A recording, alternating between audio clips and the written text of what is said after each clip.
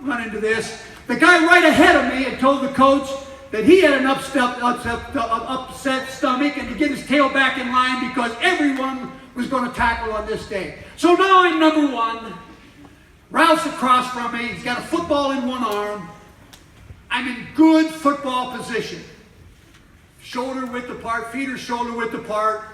Power producing angles in the ankles and in the hips and in the knees. My head is up, eyes are up, looking out through the top of my eyes. Arms in a good, relaxed, striking position. The coach yelled, "Hit!" I moved my feet. Ralph moved his feet. We came together. There was a collision. I wrapped my arms up around him. I lifted Ralph off the ground. The problem was Ralph wasn't coming off the ground. Ralph had both feet in the ground. The next thing Ralph did was he pounded the football right up underneath my chin. My head rocked back. My arms were no longer locked in behind him. I'm up off the ground. He's driving his thighs into my stomach. He's taking me down the field. We go 5 yards. We go 10 yards. We go 15 yards. He's still pounding on me and beating me up. Finally, I don't know what happened. Whether Ralph got tired, whether Ralph felt sorry for me, I'm not real sure what happened, but Ralph went to the ground. My arms are locked around him. I'm on the ground thinking, wow, are all my parts still here? I checked my arms and they seemed to be in place. No real pain anywhere, knees, leg, everything was in position. Now for you mothers out there, I know this is going to, this is not good. But I must tell you that I was blind. I could not see. It was dark. It was totally dark. And then I realized that there was a little hole about right here, and I realized what had happened was that my helmet had gotten turned around, and I was looking out the little hole, the little ear hole. Go ahead, Jackie. Well, I think that Al Glick was the one who first thought this would be a good idea for the Jackson area parents and kids who were coming to his camp there. So he was the one who really thought about combining it, and he talked to the people at the high school. And they are the ones who did all this. They put this all together. For me personally, I love the game of football, and the story I told about Ralph is really a true story, and I fell in love with the game at that time. Football's in real stress now, in my judgment.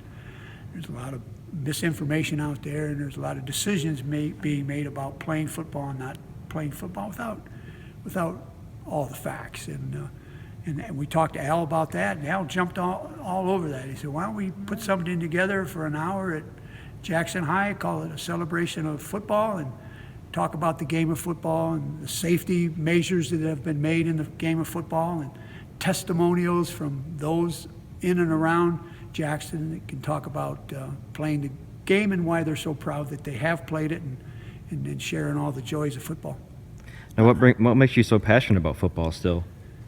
Well, played it. I see what it's done in the lives. I mean, I've coached 46 years. I was thinking Jackie probably has witnessed over 1,000 football games. And I'm trying to touch on how many players that I might have touched, and there has to be hundreds and hundreds and hundreds and maybe thousands of young men that I've been around. And to see them come back as husbands and fathers and successful business people and smile on their face and attacking each day with an enthusiasm unknown to mankind, and who's got it better than us because we had an opportunity to be teammates and play the game of football. I've witnessed that. And the other thing is, when those players come back to visit and you see them, they also have stayed together. I've noticed over the years that football players, they stay together and in touch with one another throughout the years. And they find out what's going on in the other's lives. And sometimes they help them out because sometimes they're down on their luck or something. But as football players and that camaraderie that these guys even talked about, it stays with them the rest of their lives.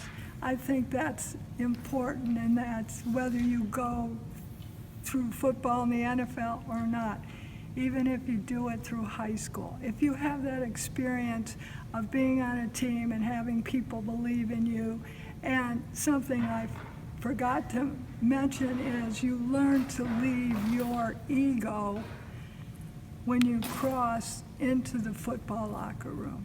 It's not about you anymore. It's about your team, and that becomes your cause, and that carries throughout your life. And just to sum all this up, video John Harbaugh had, the 5-minute video, to me is the best visual that you can possibly have of why they play the game. And when he sums it all up, he sums it this way. He has never met someone that played high school football that said he wished he hadn't played. He has met a lot of older gentlemen that didn't play football that said they wished they had played football. So I think that's the best possible endorsement you can give for football and for what Jackie and I are hopefully a part of for a long, long time.